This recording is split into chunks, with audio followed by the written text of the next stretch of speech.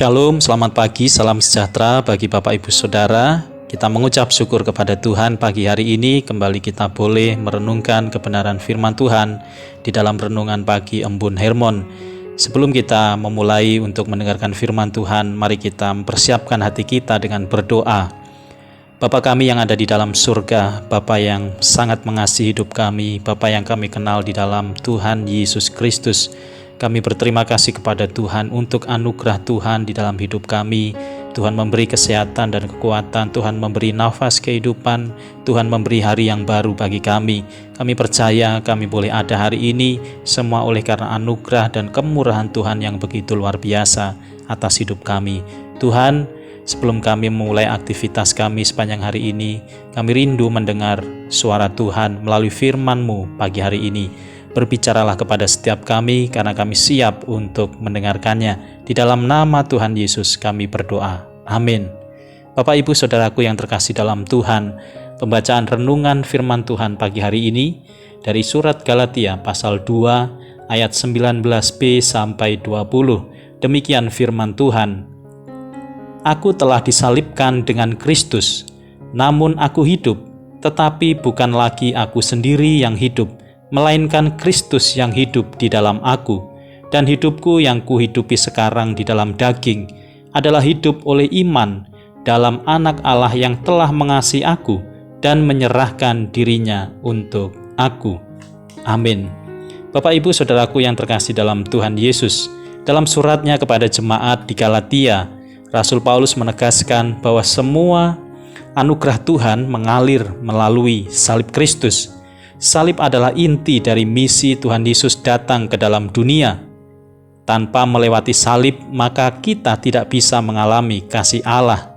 Salib adalah suatu konfirmasi yang tidak bisa kita tolak atas kasih Allah kepada kita. Salib adalah pintu yang harus kita lewati, karena kita tidak mungkin menjadi orang beriman kalau tidak melalui salib Kristus. Dan kualitas iman kita tergantung kepada pengalaman salib kita setiap hari. Tuhan Yesus berkata kepada murid-muridnya di dalam Injil Matius pasal 16 ayat 24, "Setiap orang yang mau mengikut aku, ia harus menyangkal dirinya, memikul salibnya dan mengikut aku." Tuhan Yesus memberi perintah bahwa setiap orang yang percaya kepadanya harus menyangkali sifat egois atau ego lamanya yang sering ditutupi oleh dosa di dalam diri kita. Diri kita yang penuh dengan kehidupan dan keinginan yang berpusat kepada diri sendiri harus disalibkan setiap hari. Pengalaman ini berlangsung secara terus-menerus selama kita mengikut Tuhan, sehingga kita dapat berkata seperti yang dikatakan oleh Paulus, "Tetapi bukan lagi aku sendiri yang hidup, melainkan Kristus yang hidup di dalam aku." Saudara yang dikasihi Tuhan, ego lama kita adalah ego yang diisi dengan dosa, yang di dalamnya nyata segala keegoisan dan segala hawa nafsu yang tidak ada sisi baiknya sama sekali. Ego itulah yang mengatur diri kita sehingga kita tidak mengalami kebahagiaan. Kita jatuh di dalam dosa dan selalu terkurung dalam perasaan bersalah karena dosa yang kita lakukan. Inilah masalah utama yang menghambat diri kita untuk hidup menurut kehendak Tuhan. Karena ego, kita masih menjadi tuan yang memerintah di dalam hati kita. Tidak ada sama sekali perkara rohani yang bisa kita lakukan jika kita masih dikuasai oleh ego lama kita. Jika ego kita mati bersama dengan kematian Kristus, maka kita percaya baik pertentangan ataupun perselisihan akan berakhir dan kita akan menemukan jalan keluar.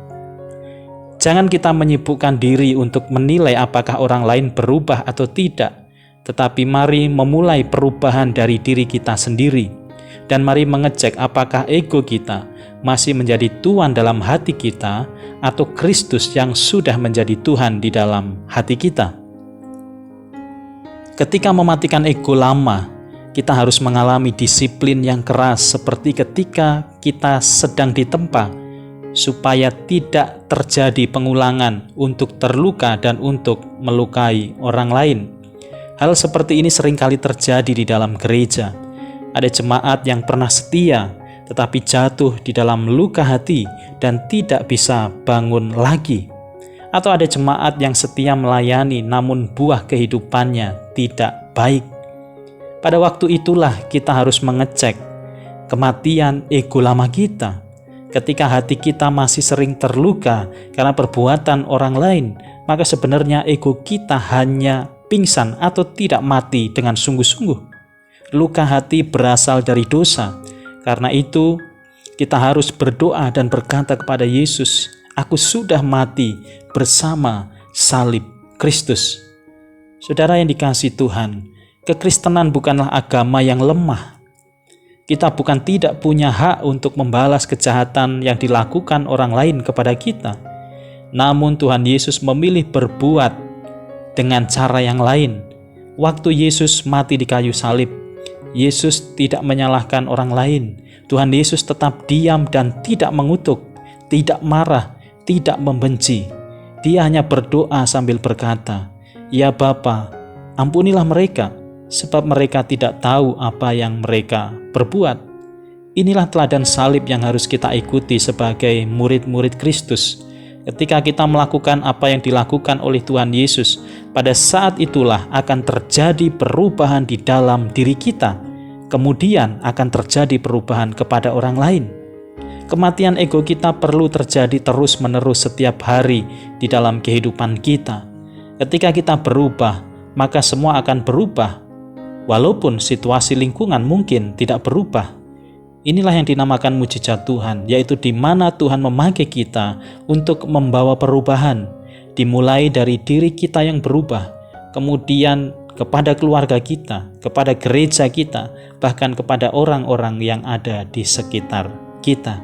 Saudara yang dikasihi Tuhan, marilah menjadi agen-agen pembawa perubahan bagi sekitar kita. Amin. Mari kita tunduk kepala, kita berdoa. Bapa kami yang ada di dalam surga, terima kasih Tuhan. Firman-Mu menguatkan kami, Firman-Mu boleh meneguhkan panggilan kami bahwa salib Kristus adalah jaminan bagi kami untuk memperoleh keselamatan di dalam Tuhan Yesus.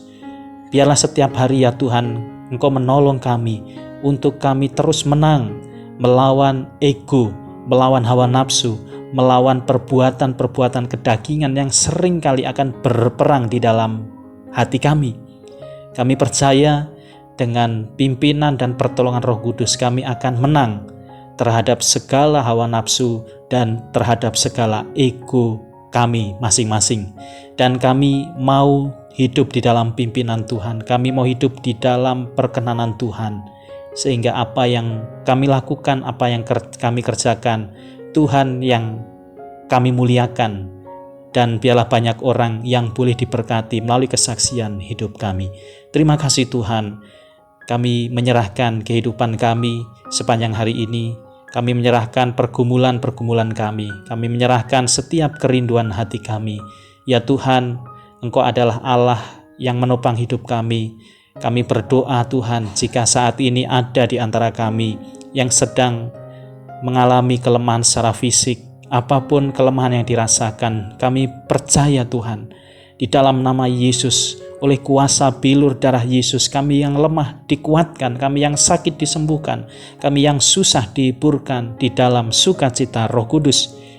Dan Tuhan berkatilah setiap pergumulan kami, baik pekerjaan, keluarga, rumah tangga, pendidikan, dan pergumulan-pergumulan kami lainnya. Kami percaya bahwa di dalam Tuhan selalu ada damai sejahtera. Kami percaya tidak ada rencana dan rancangan Tuhan yang gagal atas hidup kami. Dan saat ini situasi yang boleh kami alami, kami juga percaya Tuhan terus menguatkan setiap kami. Tuhan menguatkan anak-anak Tuhan yang lainnya. Tuhan menguatkan keluarga-keluarga yang saat ini sedang berduka karena kehilangan anggota keluarganya. Tuhan juga menguatkan setiap kami ya Tuhan, yang saat ini sedang mengalami berbagai macam pergumulan yang berat. Kami tahu Tuhan, bahwa Tuhan tidak pernah meninggalkan kami dan Tuhan senantiasa ada bersama dengan kami. Itulah kekuatan kami ya Tuhan, karena kami tidak berjalan sendiri, tetapi kami berjalan bersama dengan Tuhan kami yang dahsyat dan luar biasa. Terima kasih Tuhan. Kami mau serahkan kehidupan kami, karya kami, aktivitas, dan pelayanan kami sepanjang hari ini. Biarlah Tuhan yang memimpin, menyertai, dan menuntun kami. Saudaraku yang dikasihi Tuhan, arahkanlah hatimu kepada Allah dan terimalah berkat Tuhan. Tuhan memberkati engkau dan melindungi engkau. Tuhan menyinari engkau dengan wajah-Nya dan memberi engkau kasih karunia. Tuhan menghadapkan wajah-Nya kepadamu dan memberi engkau damai sejahtera. Di dalam nama Tuhan Yesus kami berdoa. Haleluya. Amin. Bapak Ibu Saudara yang dikasihi Tuhan, saya percaya kita semua dikuatkan dan diberkati dengan firman Tuhan pagi hari ini. Saya mengucapkan selamat menjalankan aktivitas kita, tetap semangat dan jaga kesehatan. Sampai bertemu kembali esok hari. Tuhan Yesus memberkati.